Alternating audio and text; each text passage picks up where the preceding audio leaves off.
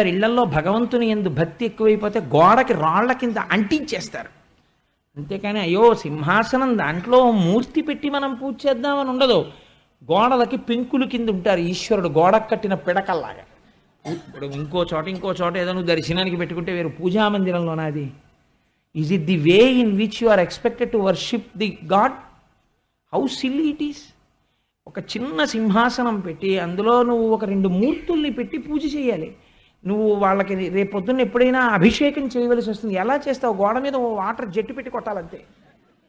ఏమిటది? అది దానికి ఒక అర్థం ఉండదు. ఇలాంటి మౌఢ్యంతో పనులు అప్పుడే చెప్పేశాడు కృష్ణుడు.